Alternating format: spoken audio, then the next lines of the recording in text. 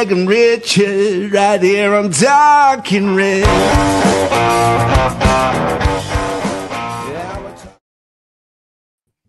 Hello and welcome to Talking Reds, a Nottingham Forest podcast, hosted by myself, Greg Oram, and fellow Forest fanatic from across the Atlantic, Richard Spray. I gotta give you your dream shot. I'm gonna send you up against the best. You two characters are going to Top Gun. And Gibbs White's got room to charge into. Through the Wolves half he goes with Alanga to his right. Here is Alanga just inside the box. Yes! He's done it already! Gibbs White scores!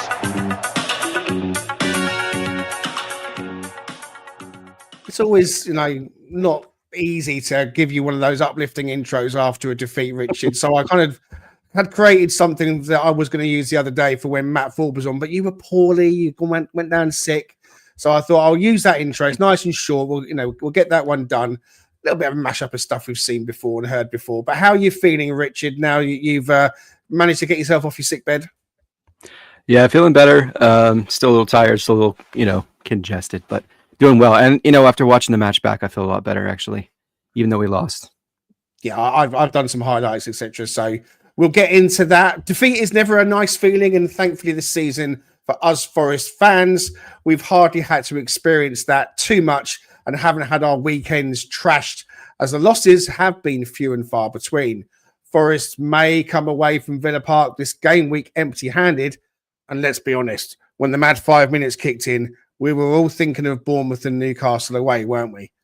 But the spirit and the much improved second half display definitely gave us plenty of positives to ponder, and we brush ourselves down, regroup, and now focus on Everton at home next weekend and the other 7 remaining Premier League matches in this still fabulous season. And even better news is that the other results have certainly been favourable, as both Chelsea and Manchester City drew 0-0 respectively today, meaning the gap hasn't been closed significantly at all. And Forest still sit third in the Premier League. Here with Richard and I to review all the talking points, we welcome up-and-coming sports journalist Jamie Martin and one of our Texas Rangers, Bruce Johnstone.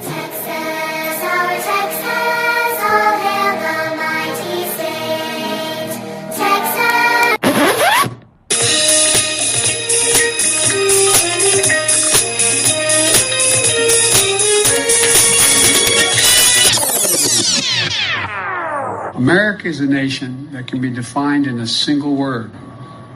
I was going to Where did you come from? Where did you go? Where did you come from, Cotton Eye Joe? Yup, another Texas classic. Sat and did intros for pretty much everyone. I thought then every time they come on, they have their own intro, etc. So I am regurgitating the intro again for you there, Brucey. And Jay, I think I probably need to get one sorted out for you. You're going off to Australia in June, so we'll have you on before you go. We'll get a nice intro for you. But how are you doing, Jamie? Good to have you with us. Yeah, I'm doing really well, thank you. It's good to be back. Obviously, it's not the result we were hoping to talk about, but to be honest, I thought the floodgates might open here. And in all honesty, 2-1, it didn't reflect how I think the whole game went. For me, I think we could have got something there, which is probably the thing that hurts the most. But a bit disappointed not to get something, but we move on. And Brucey, how are you feeling, mate? Good. Like Jamie said, when that game started, I was expecting another 4-0, 5-0 game, and I was just sitting back and waiting for it. But we responded well. We responded very well, and credit to Nuno to make that adjustment and really fix his error, which is what it was. But gutted not to get at least a point the way we performed in the second half, but the way the results fell this weekend, we're still in third place, so I'm okay. Listen, we could have come away from the game week a little bit worse off, and so we're going to get into all of that. But don't forget, guys, if you can drop us a follow and hit like and subscribe, Richard and I would be absolutely thrilled and really grateful if you could do that. So hit like, hit subscribe, and all the other bits and pieces. If you're listening on Apple, and Spotify later on. Welcome along to you guys. 5-star reviews would be lovely. If you would take the time to kind of get us a review as well, it might push us up the charts. And there's plenty going on in the comments already. And so we'll say good evening to Raf and to Ian, who's with us as well over from Canada, and one or two others. If you want to join in, please do so as well. Okay, so let's crack on and get straight into it, Richard. I mean, I suppose the only place we can start is the team and the injuries. And we knew Ola Aina was going to be missing. And we then discovered that Taiwo Awoniyi was also going to be missing. And so it was a question of, what does Nuno do here? You know, there's no Moreno playing because he's obviously against Villa. He can't with his parent club. So when the team came out, it was a case of what's going to happen shape-wise. Is Morato going into a back three? Is he going to play at left back? Is Callum going to play as a wing back?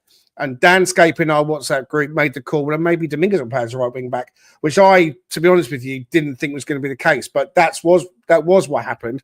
I mean, what did you think when the team sheet came in firstly, and then when the game got underway and you saw the shape? What were you thinking?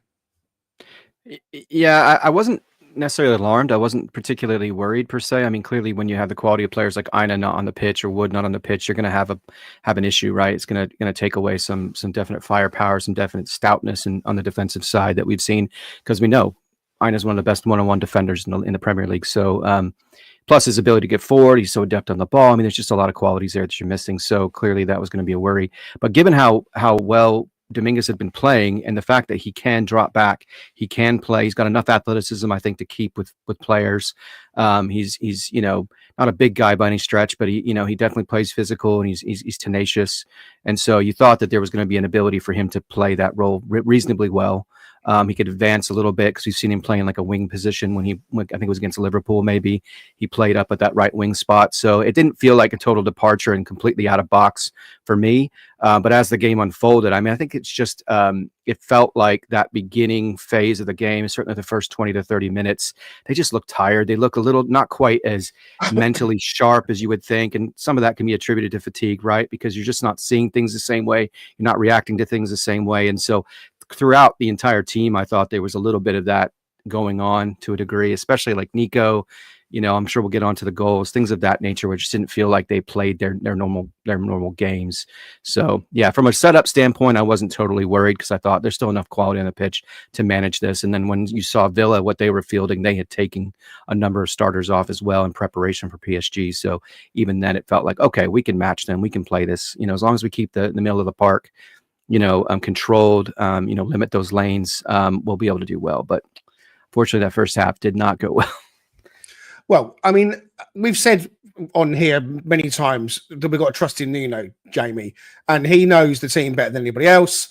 And so there has to be that trust in him when he decides to put Dominguez at right wing back and go with the back five. We said in the previous show that we expected it to be a back five, albeit we perhaps thought Nico was going to switch to the right. We'd see Toffolo come in on the left, perhaps, or something like that. So the fact that it went the way it did in the first 15, 16, 17 minutes, I suppose, and this sounds harsh, we have to kind of say, well, this one's on Nuno, that his decision to play Dominguez where he did.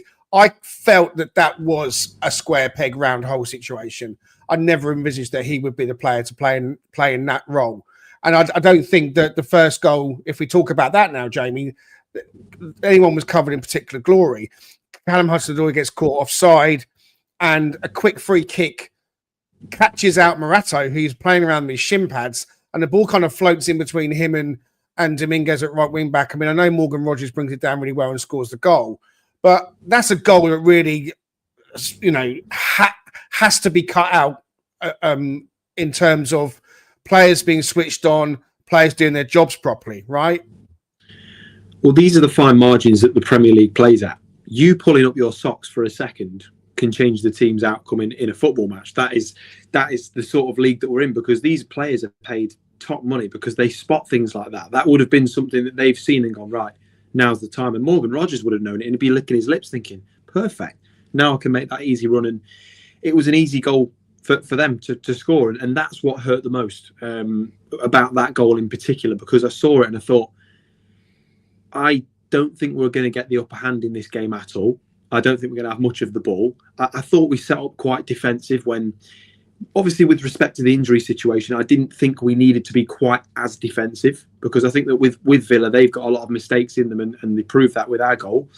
But yeah, it was just hard to watch, because we all know the quality that Morato has as a defender. And I know he got a lot of pelters, but there's a lot of reactionary people during a loss like that. But, you know, the whole defensive line, there was just no communication. And it was just one of those bad days at the office for them, I think, in terms of that first half. But as I was saying, I just think that the Premier League, because of the quality that it is, pulling your socks up for a second, you just don't have time to do that. And that's what makes it sting, because we know how avoidable that situation is. But with Nuno as well, it is on him in terms of the tactical side. He made that call.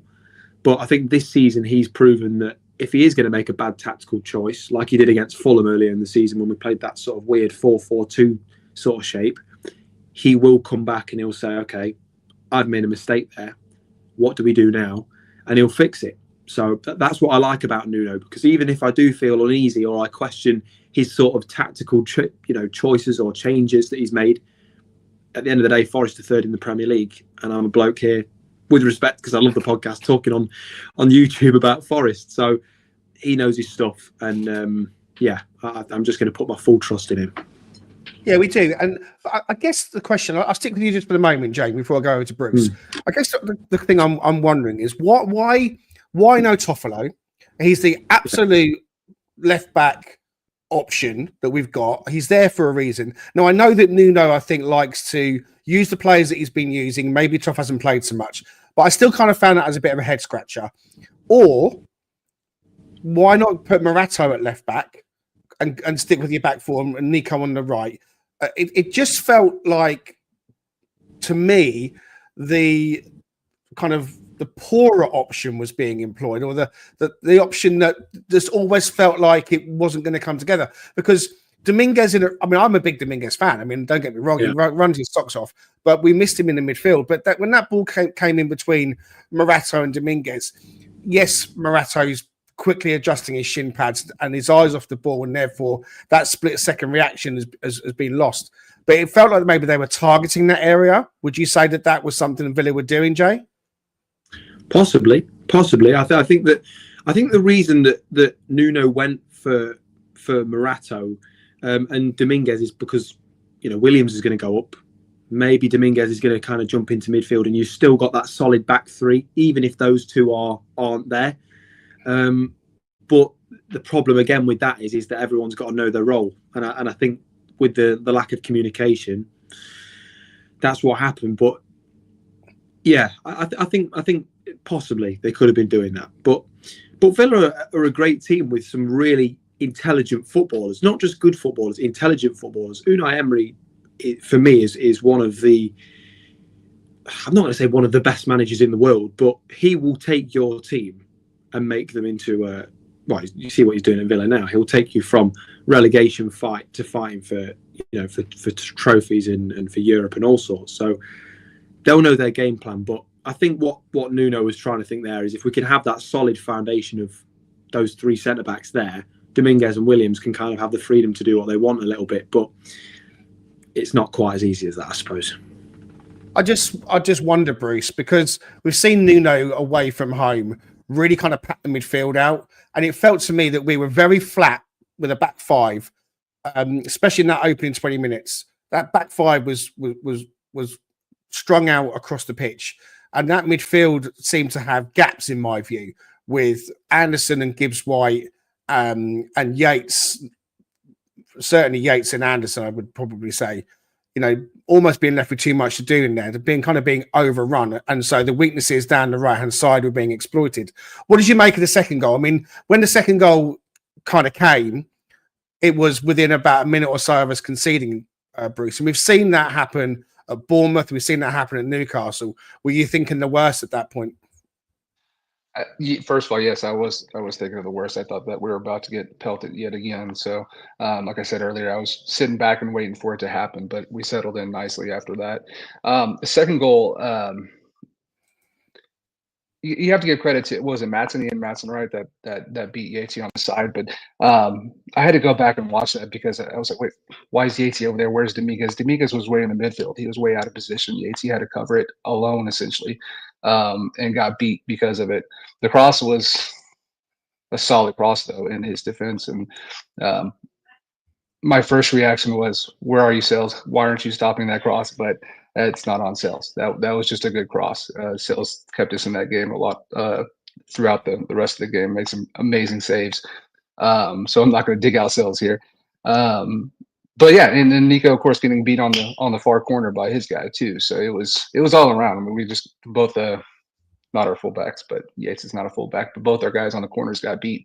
And credit to Villa, just like the first goal, they were on it. They're a team full of talent, and it showed. And they beat us on both those goals. That was a fair play to them on those. I mean, just sticking with you again, Bruce. Nico seemed to switch off to allow Marlon to come in behind him. Would you want to see Yates doing more, though? No, you said you felt he was possibly got a bit isolated. I felt he was a bit too passive, if I'm honest with you, on the cross. I felt like he could have been working a lot harder to stop the cross. What do you think?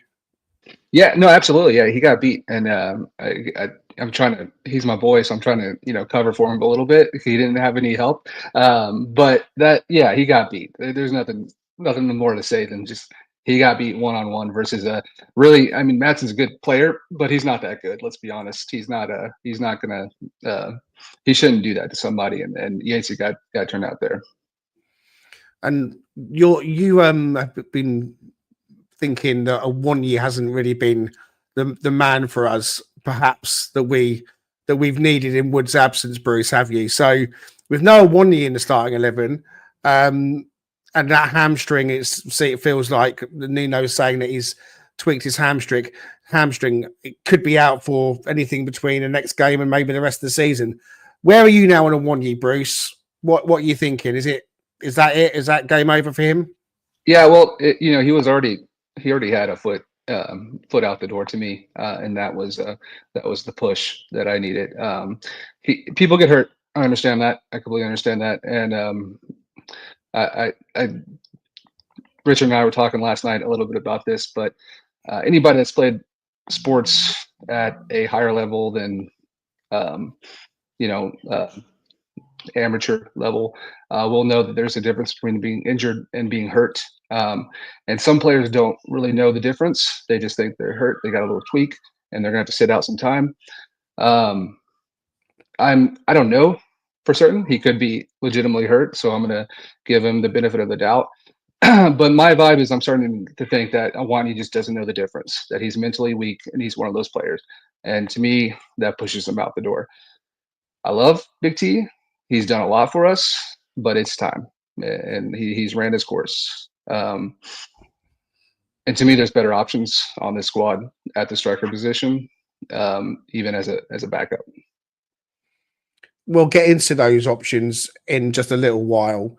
Taiwo Awoniyi, to me, it feels like I think he would want to play. I don't think he's necessarily, mentally thinking, well, I've got a little bit of a tight hamstring. That's it. I'm super injured. I feel like maybe his body is just breaking down on him. He's built a certain way, and once you start picking up knocks and injuries, it can just lead to more in different areas of the body. We'll get onto Awoniyi and Jota Silva and forward line options in just a moment. But Richard, we've gone 2-0 down, and as I was just talking to Bruce then, just saying, it felt like, okay, here we go. Forest are going to cave in. It's damage limitation time. And I was, throwing a tiz at the TV and huffing and puffing. I'm sure like most Forest fans were. Because Villa were good. I mean, they were coming at us and we were just too passive in certain areas. And the control of the midfield was definitely all Villa's. Tielemans was probably running the show more than any of them. But then all of a sudden, it looked like Alanga was going to do a repeat of the Man United goal, albeit on the left-hand side. When he took off full pelt, it didn't end in a goal. And in fact, it was just the start of a whole host of near misses for Forest, wasn't it? It was, yeah. He showed us quality again in terms of the ability to utilize that pace in such an effective manner, and that's what we want to see from him. We want to see him challenging players because there's rarely anyone who can match him in that sense. So he did that, but I think this is the difference. You look at a goalie like Martinez, good at managing angles, understanding how to put them in a position to where if it's going to be close, it's going to be close, more like it's going to go wide, which is what it did. And he kind of created that, I think, by how he played it. So he did well. And he did that on a couple of different things. I mean, we'll probably get into it later, but like Nico had an opportunity in the second half, similar situation from the opposite side, moving from right to left, and he pushed it wide. And, those were opportunities I think that should have been finished. Alanga had been showing that he seemed to be turning a corner. At least I'd hoped he'd been turning a corner in terms of being more clinical in his finishing. Because, if you match that with his pace, and he's decently strong too. I mean, he's not like, he's not as big as Wood. He's not as big as Taiwo, but he definitely has some strength to him, and he can maneuver things using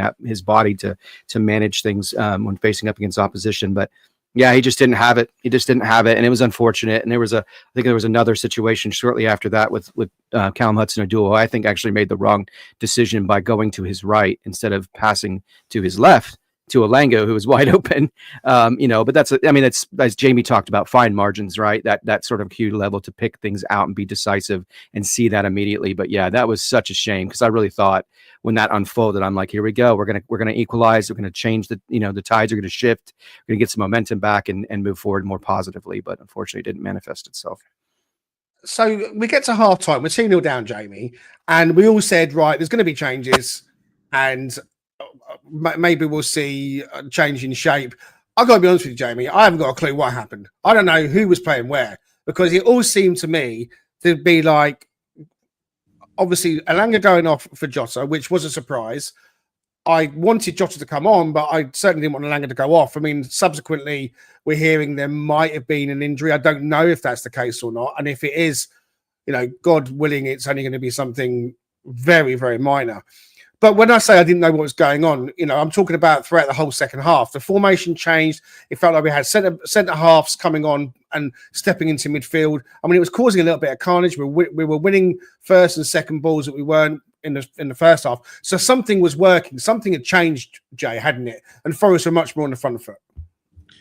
Yeah. Do you know, in games like that where things are consistently not going your way, I think you need to add a sprinkle of chaos. I think that's what you need. And this is why I like Jota Silva, because I am still in the camp of I don't think that he can start games because he has that yellow card in him early, and that's not an asset. And when we have people fit, we don't realistically, in terms of quality, Jota Silva's not getting in over Chris Wood or any of the wingers. But that game needed some chaos. It needed some rough and tumble. It needed someone that was just going to come in and say, you know what, forget it. I'm just going to run at them. I'm going to be a little bit nasty, a little bit of a Jack Russell, as people always call him, and add what he does to that game. And for me, that goal was brilliant. I know that he got pelters, for quite a while, but he's come off the bench and he's scored quite a few times now. And in my opinion, what else do you ask from your substitute? I'm under no illusion that something like that. Well, yeah, 3 or 4, But I'm not under any illusion that he's going to start for us every week and make that big impact. If he was the man that we were, relying on to do that, I'd be, having a different conversation. But coming off the bench, scoring a goal, making an impact, raising the collective mentality, I think he did perfect. And that's why, again, we have to trust Nuno, because he would have saw what that game needed. And fingers crossed again that Ilanga is, something minor, and if not anything at all, and it's just wanted to give him a bit of a rest. But Nuno saw that, and credit to Jota Silva where it's due, because he did a job off the bench. And that, for me, Aston Villa, they were open to that. They were open to us scoring a couple more times. That's why I was a little bit disappointed when we went quite defensive, because despite the injuries, I think with teams like that, you kind of got to go at them a little bit and just be a little bit chaotic. So I was really impressed with his impact off the bench, and I think he needs a little bit more credit. Yeah, he's played down the middle when he played Vitor Guimaraes, is the team we signed him from. he scored quite a few goals, and it was his goal scoring record that got him into the Portugal squad and got him his one and only cap for the national team so far. So, and we've seen that he can finish. I mean, he's that goal against Newcastle in the Carabao Cup was a great strike, and the one against Brighton, the one against Ipswich, and so on and so on. I think that Jota down the middle in the absence of Taiwo Awoniyi, for me, has got to be the option. And Danscape had talked about it as well previously, that he should be that kind of third option. With Elanga and Hudson-Odoi playing in their natural wing roles. Because what I think we saw yesterday with Elanga kind of going through the middle as well was him trying to come over to the left-hand side, do that overload, and that again left Dominguez more exposed in that area and that kind of right-hand channel looking a little bit more vulnerable. But let's talk about the chances, Brucey, in the second half, because it felt like Forest were the better team. I know that Villa had one or two, and you're going to give them those on the break, right? We're pushing up. We're trying to get the goals to get back into the game. What I loved about the Jota goal, I'll quickly say as well, was no faffing about, fist pumping, got a goal, run back to centre circle. Let's get on with it. You know, I love that attitude. That's what we want to see. But surely there can't be another game, Bruce, that comes along where Forest have so many chances and don't score. How painful was it for you? It was frustrating, and I'm not a huge stat person, but I'm gonna throw out a stat. We had 58% possession in the second half. I remember thinking, like, man, we have the ball a lot. Like, what's going on here? So I had to go back and check. Like, wow, we actually maintained possession more than Villa did. So first of all, that was impressive to me. I thought that was huge for us, and we looked comfortable with the ball too. But we didn't take our chances, and they were sloppy. Just not on target. Really, I shouldn't say sloppy. I think the only one that was on target was the goal, which was poor defending on Villa's side. The problem, wasn't it? They had great chances, but none of them amazing chances. Yeah, I mean, Nico Williams should have scored that one where it kind of cut him from the right hand side. I mean, I was cheering before he'd even hit it, thinking he's dead center. He's got to score, right? Crazy. Yeah. And the Murillo shot, I thought that was it. I was starting to stand up as he shot it. I was like, it's finally here. No, and then it hits the post and dings off, and I just sit down in my seat and go back to pouting. And Callum Hudson-Odoi had a few. And by the way, he had a great game. I'm not digging him out at all, but he had a few chances that went wide. And you expect him to hit at least to be on target. Lord knows if they would have gone in. The Villa's goalkeeper Martinez is amazing. So you never know, but you at least want to see him on target. And the fact that we had that many shots and only landed one on target with 58% possession was just frustrating. And I think if Wood was playing, there's a lot of what-ifs in this game, a lot of what-ifs. And one of them is if Wood was playing, you would have think at least one of them would have gone in. He would have put one of them in the back of the net. That was frustrating. It was. We had a lot of chances. You called out the Nico Williams one. That one doesn't even stand out in my mind. It was the Callum Hudson-Odoi chances, and of course, the Murillo chance. You are watching us chat about Forest's defeat at Villa yesterday. We'll take a quick break. The Cheese Trader, based on Grape Lane in York, is a cheese lover's paradise. Home to some wonderful specialty cheeses, relishes and chutneys, and also with a fantastic street food menu. Try their loaded fries or posh cheese on toast. It'll be the best you've ever had. Owned by Forest fan Stu Freestone, the Cheese Trader proudly sponsors Talking Reds. Quote Talking Reds every time to get 10% off your order. The Cheese Trader and Talking Reds, the perfect cheesy mix. The perfect cheesy mix indeed. If you haven't already, please do go back and check out the episode that I did with Matt Ford. The one with Matt Ford is available. It was a real pleasure to have Matt Ford come on to Talking Reds. Unfortunately, Richard was poorly for that. So it's just myself and Matt chatting. It was a great hour. He's going to come back and join us again. And please check out the one with Matt Ford. I'm delighted to say that Richard and I are going to be sitting down on Tuesday. So time of recording is now Sunday evening, 8:00, just about the time. On Tuesday, a couple of days, we have got the one with the Garibaldi Bard. Yeah, the man behind the music is coming onto the podcast, and we cannot wait to welcome him. So that's coming up on Tuesday. Back to the game, Richard. Now, we were talking about chances just before we had a break there. And I know that you were quite impressed with the amount of chances we had, but equally frustrated the fact that we let them go awry. And didn't you map them out, and you've got something to show us to kind of demonstrate just kind of what we had and what we missed? Yeah, so just kind of looking at the entirety of the game. So 2 really quality chances, which we just discussed, with Alanga in the 21st minute, and then the 23rd minute, Callum Hudson-Odoi pushing it wide left in the first half. But if you look at the second half, I mean, look at the pressure rate, mapping here from SofaScore. I mean, it was pretty much all forced in the second half. And then you've got the 52nd minute.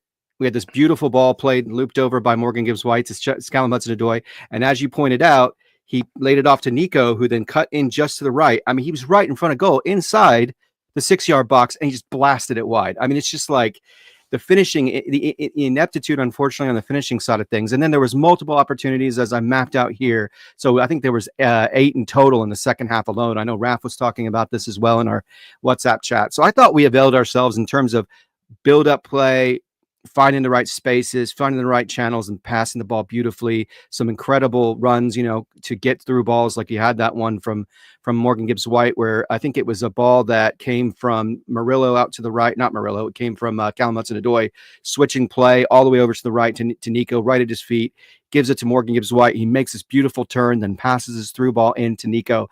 And he seems like he's just got, it's an absolute guarantee he's going to finish that, and then he pushes it wide. Again, Martinez doing what he needed to do, kind of getting him in front of him and cutting off the angles. But it just felt like, I don't know if it was you said this, Greg, maybe it was Jay, but at any given point, you see this kind of performance with the kind of way that we manage the flow of play in the second half, we win this game by 2 goals. And it just wasn't there, unfortunately. It just wasn't our day. It's a shame because, we're all left wondering. But at the same time, if there's ever going to be a game where we were kind of not going to find our footing, it's going to be this game, which I think Raf's pointed out in the chat. This is probably one of the most difficult games we've got in the remaining 8-game fixture to try to finish out the season. So we got that out of our system. Typically, as you like to say, Greg, what's that wonderful phrase you like to throw out there when we lose a match? We got great bounce back ability. There you go. Yeah. So that's what I think we'll see in the next match at home, and the City Ground will be ready for it. They'll lift the team. So I think we're going to play a lot better. And more time off, too, to rest, which is great. I think I'm going to have to try and create a jingle with bounce back ability on it. I have to get on my mixing desk and just ask the Bard on Tuesday if he can create one for you. Yeah. There you go. Yeah, that'd be great. Yeah, I got things planned. I got ideas. Don't worry. We like to do wacky, crazy We do stuff. have a T-shirt coming. Say again? We have a T-shirt coming with that, so... Yes, we are. Yeah, you heard it here first, folks. We are hoping to produce a Talking Reds T-shirt of sorts, which might be available at some point soonish. Who knows? Yeah, we're venturing into the T-shirt range. We're gonna get a website. We're going up in the world, people. We're going to try and make this outfit a little bit more professional. But no, we hope that the content that we give you is a bit different. One thing I will say, and I do mean this. I think all the Forest podcasts do a great job. We've talked about Forest Focus and Red Side of the Trent, Forest All Over, Forest Fan TV. There's something out there from all the podcasts and channels for everybody, I think. I know a lot of you listen and watch all of it. Some won't watch certain things, and that's fine. I think variety is good, and when we do a review show, and we're talking about the same match as the other guys, I guess it's difficult to be any different, really. We're all talking about the same content. So our mantra is to try and do things a bit differently, hence the intros and the videos and the stats and the this and the that. And that's what we do. That's why we do it. It's just a bit of fun. So hopefully you're along for the ride. And again, just to say it, we're super grateful for all of you guys tuning in and being part of what we do. The game kind of did it peter out, Jamie? I'm not sure if it petered out as much, but it felt inevitable that we weren't going to get that second goal back. With all those shots going narrowly wide, it just felt in the end maybe Villa would catch us on the break, and Sells stepped up and made sure that they didn't score again. I'd like to think that maybe on another day he saves the Morgan Rogers goal by just sweeping his foot across. There ain't nothing wrong saving a shot with your foot. when you're getting done and nutmegged like that, it's a bit of a nightmare for keepers and so on. But listen, Sells to me is incredible. But yeah, it did feel like we weren't going to get the second goal. On another day, I don't think there's a problem. I think on another day, Jamie, we don't just get the second goal, we get the third goal and win it.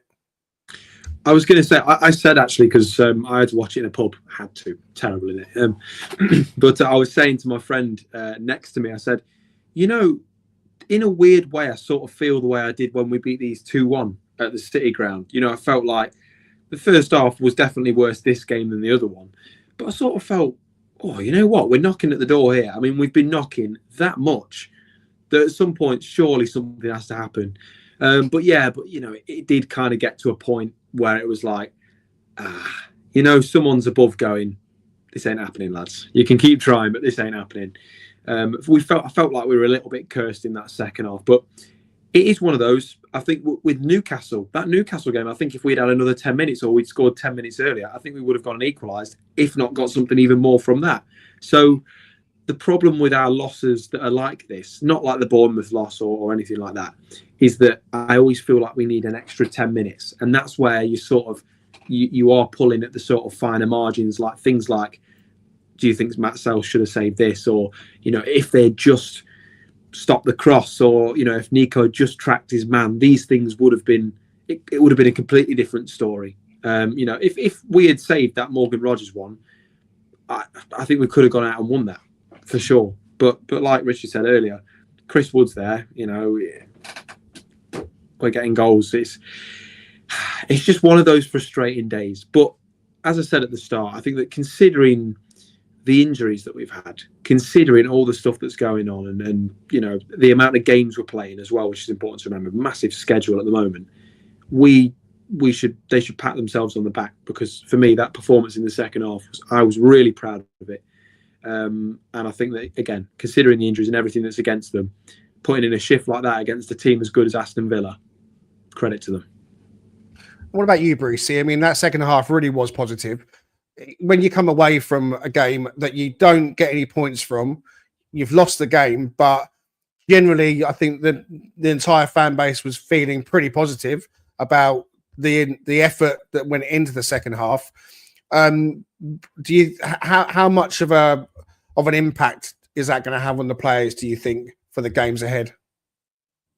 Well, it gives them confidence that they can do or play like that at least, and win a half at the very least, without what has been two of our better players on the pitch, without Chris Wood and Alenga.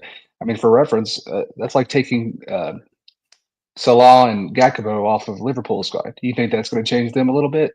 Yeah, and that's what we were missing. We're missing two dynamic players that make a difference, and it's a half. I get it gets you 0 points, but we won a half, and we played well. We played positive.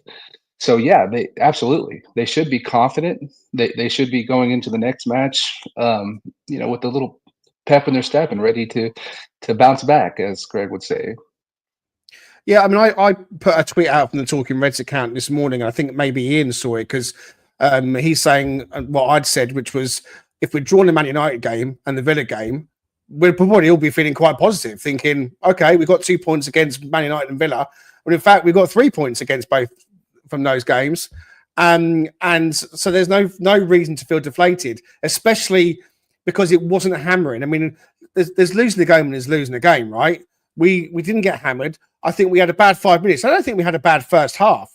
I think we had a bad 5 minutes. We had not a great first half, but we had a bad 5 minutes. And those 5 minutes saw us obviously concede. What I was pleased about was the fact that it didn't go to a third, because it's not out of the question, Richard, that it does that. We've seen with Forest that sometimes when the highs are high, they're really high. And when they get quite low, it can be low. It's like cutting your knackers off a little bit. And you're almost like, you think, well, let's just give up and go home. Because the Newcastle game felt like that, and the Bournemouth game felt like that. And I was worried this was going to feel like that as well. So we've got to feel positive that, we've come away with, I was thinking, look, we should have got something from the game.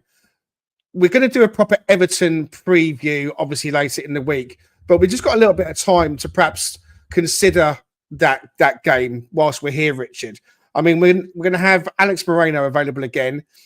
Paul Taylor in The Athletic had suggested that Aina might be available. I don't think he will be. I don't think he'll be risked for Everton. My gut feeling is that it will be Moreno and Williams in the fullback area, Forest switching back to the back four. I mean, what do you want to see when we play Everton? Just in general from the team. Yeah, I would say that's about what we can anticipate. And it's great. I mean, as much as we've probably been happy that Nico's been the one starting over Moreno, the reality is he's still a quality player, right? Especially moving forward. He's an average defender, but a great at attacking. And so if he'll suit that wing back role really well and provide a little bit. I mean, he provided a little bit off of the bench against, my gosh, my brain just went blank there. In the FA Cup match, I think he came off. Oh, Man U. It was against Manchester United, right? Came on and he was just bombing forward, showing his quality, providing opportunities, creating havoc for them on the left. So it's a great thing to have him back, have that quality of player back. And so it'd be great to see that and kind of move back into something that we're more used to in terms of how we structure ourselves and the plan going forward, from the get-go. So that'll be great. It just won't put us in a position where we feel like, even though there's qualities there that kind of lended itself to how people were positioned in this match, the reality is, it's not the position that we know Dominguez will play, right? I mean, he's really traditionally a midfielder that can play a little bit deeper and provide coverage to that right-hand side of the pitch. So we want to do that again. That's how we want to utilize him. But yeah, and I didn't think, shockingly enough too, I didn't think Yates was as physical and as he wasn't impacting the game in the same way I think he normally does. And so that if that's where we go in this match, I think we'll see more of that, because Everton, similar to us, low possession team, grind it out, play gritty football, and then try to nick a ball on a counter, get a cheap goal off a set piece or something of that nature. So those are the kinds of things we're going to have to be concerned about. It's going to be kind of like one of those sort of boxing matches where guys are just they're playing the body shots throughout the match, wanting to land a haymaker here and there, and that's kind of how it'll probably go. So I imagine, though, it being at the City Ground, that'll make a big difference in terms of our ability to get that energy from the crowd to kind of push us over the line. So, and getting those 3 points, man. I mean, that we've shown when you have a terrible first half or a reasonably terrible first half, you come back second half, you play a lot better, you gain some momentum, you do some good things, and then you move and you carry that over into the next match. We did that from the Newcastle match, and we went on a really good run of form from there. So let's just assume that's going to be how it is, because that's how this team is. They're not mentally weak collectively. They're very, very strong in terms of getting back to what they do well, restricting space, being compact, doing the best thing they can do, which is use that counter to their advantage, take advantage of the pace and the quality on the wings.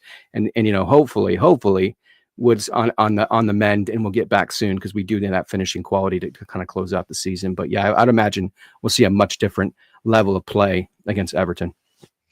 I'd like to say good evening to Kel. She says, evening, guys. Hope you're all good.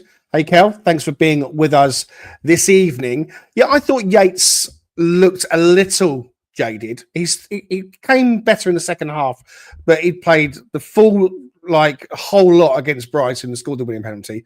He had a great game against Man United and was probably man of the match, really, against Man United. He was brilliant. He was everywhere. So maybe he had a bit of fatigue in his legs, and understandably so. But it's funny though, Jamie, because the game against Everton at home was probably a pure Ryan Yates game.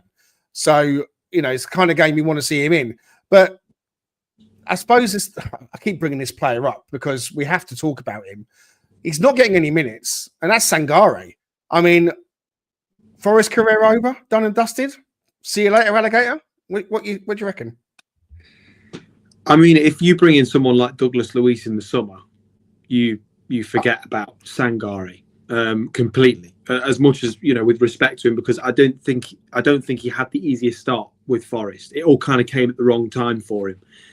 And I'm going to be a bit controversial and say I think that Danilo's probably got another season to save his career with Forest, because in my opinion, if we are looking at Europe and we are looking to kind of venture into those realms, we do have to start seeing a bit more of an impact from Danilo. And obviously he's had a really tough injury. The injury, I think, might have been the main injury. I think for me is that's why this season I'm thinking if he doesn't play too well, you kind of expect it. He just doesn't want to make it worse. We've all had an injury. We don't want to aggravate again.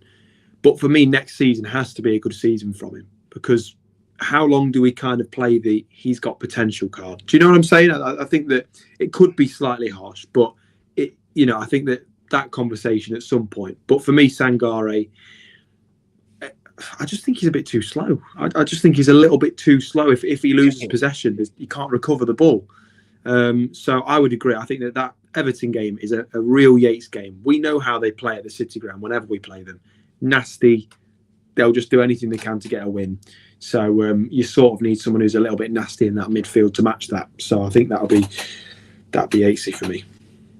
And so Chris Wood, Bruce, again, the rumour mill does its thing, and we're hearing, Wood might be getting back, and he might be fit for Villa, and then another little rumour. Well, he's looking good, but they're not going to risk him.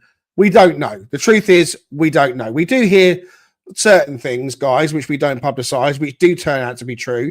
There are a few little leaks coming through to us, but our mantra is, look, we'll keep it to ourselves because there's no point spreading stuff that's not necessarily going to turn out to be true. It doesn't do anyone any favours. But on the Wood thing, Brucey, if he's not back for Everton, and he's not back at all this season, I mean, that's the worst case scenario, right? I'm pretty sure that's not going to happen. But if Wood's not back for Everton, he's not back for the rest of the season. We've already spoken about Taiwo and your faith in him. Let's talk about the front line. Is it Jota Silva for you that's got to be given that chance now? Or do you want to see Sosa maybe coming into the action? Or is it got to be Alanga down the middle? Where are you at with the strike options? I think we have choices.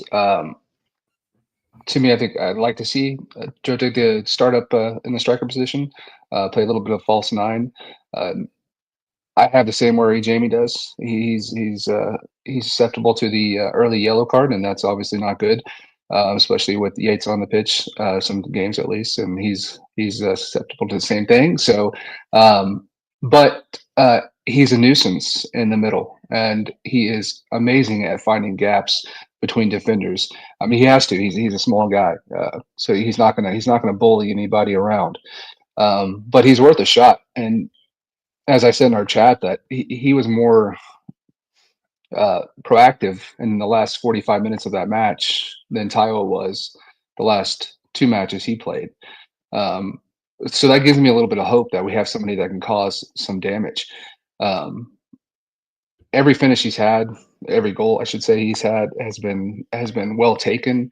It's been quick. It's been decisive. So obviously he has that in him in a small amount of spaces to turn and finish a shot. Where Taiwo, he's a little luggy. He's a little luggy. He needs somebody to feed him. If not, then he's not going to finish. I just prefer Jota over Taiwo for the time being, at least. And if not him, then yeah, you're exactly right. I think we have Anthony Alanga to come in and fill that spot as well. And he does a phenomenal. Thank you, Alanga, elongated. Where he can come in, he can fill the spot, and he can do a job as well. So I think we're covered. I think we're well covered, and Nuno's smart enough to figure it out. And just to continue with that narrative, I trust Nuno. I trust his decision. And Jota is. I want to give a shout out real quick because he's in the comments. Raf, that was, I believe, Raf's first. He first brought it up early in the season that he can come in and fill that 9 spot when needed, if needed. And Raf, I give him a lot of flack when he's on and I'm in the comments. But I love him. He's brilliant. He's a great contributor to this podcast. But again, this last 45 minutes has given me full faith that he can do the job. Just to sum up nicely. Yeah, I think so too. I think it's Jota time. I think that he for me is the one that can make something happen. He's a live wire. I want to see Alanga and Hudson-Odoi, as I mentioned earlier on, in their more natural places on the wings. And I was playing with that more natural formation, Richard. A 4-2-3-1 for me at home serves us best. I think that we take the game to Everton. You know, we've shown time and time again that clean sheets and wins at home for Forest. You know, that's what we built our season on, perhaps. We're going to finish it there, okay? I think we've pretty much covered the ground we wanted to cover. We're going to be back, as I said, on Tuesday with the Garibaldi Bard. And then we'll be back, I think it's Thursday in the week with Dan and Raf for the Everton preview. Jamie, thank you so much for being with us this evening. Any final thoughts before we go? No, just want to say thank you so much. Hoping we can, get some more points and get that Champions League football. Not that I'm actually going to be able to watch it at a normal time, but let's just get Champions League football. You've chosen the wrong year to go to Australia for a year, haven't you? That's the problem. Yeah, I know. It's a tough life, isn't it, not being able to watch football at bloody 8 o'clock at night or whatever. So, but no, thank you for having me on. Really enjoyed chatting to you. You're welcome. And Brucey over in Texas, closing thoughts from you? Not much. Just appreciate you guys doing this today and not yesterday, because I was a little grumpy, and Richard got an earful from me yesterday, so he knows. So great pod as always, Jamie. Brilliant to be on with you, man. But thanks, guys, and I'm excited for the Garibaldi Bard, by the way, on Tuesday. To actually see him, the real person. That is an amazing show. Everybody needs to tune into that one, because I'm excited. Excellent, awesome, Richard. My little sick note friend over there, who's just about managed to come back from death's door again. My darling friend. Any closing thoughts before we go? I just want to give a shout out. Try to contain your shock and amazement on this. I'm going to give a little shout out to Morgan Gibbs-White. I thought he played really well yesterday. And we've all said yes behind Greg. There you go. I thought he. For me, from beginning to end, was one of the most consistent players on the pitch, and I thought he really availed himself in terms of trying to get things moving, trying to get people in position. He was barking left and right about a variety of different things, and I love to see that passion, that energy, that sort of psycho-esque sort of like getting everybody involved and wanting everybody to step up a little bit in terms of the level. So I can only imagine him in the dressing room at halftime. He's probably giving his 2 cents, if you want to call it that, on what he thinks needs to happen in the second half. But I really appreciate we have a player of that quality. And, because I love Elliot Anderson, but that guy couldn't hit the broadside of a barn yesterday, unfortunately. So that guy is brilliant, but we need to see him start to score a little bit more, not to end on a negative note, but he's got some brilliant quality footballers who have a lot in front of them. But seeing Morgan Gibbs-White really play to the kind of level we need him to be at all times, which is to be that consistent force coming through that middle, attacking, defending, doing all the things that he can do. So really appreciated that, watching it back again, how much he put in a good performance yesterday. So hopefully we can carry that into to scoring goals in the next few matches as well, because we need that for sure. It's funny you mentioned Anderson, because he's on my notes here, and I skipped over it by mistake, because he did have 4 shots. And funny enough, I was watching the match with my dad and Orlando at my dad's, just a few doors down, because we always go and watch it together, as you probably know. And my wife, Evelina, had it on here at home while she was doing what she was doing. She kept texting me saying, "What's going on with Anderson?" And then like another one going, "That's the second time." And then like by the time the 4th one, she's going, "What the fuck?" So, even my wife, Evelina, was getting frustrated with Anderson. It was one of those days, wasn't it, guys, when the targeting wasn't quite accurate enough. We need to get RoboCop with his targeting monitor probably down the training ground. All right, that takes us to the end. If you've been with us, thank you so much. As ever, please do hit like and subscribe on this video. We're very grateful to everyone who's done so far. Richard and I absolutely adore every single one of you for tuning in and everything you do to support the podcast. Forest defeat at Villa, it's not great when we lose, but in the past, it's been lots of losses. And this season is, I think, just the 8th in the league that we've lost. So, it's been a fabulous season. Let's not get too downhearted. On to the next game. Let's keep our chins up. Tune in for the Garibaldi Bard on Tuesday. We'll see you soon.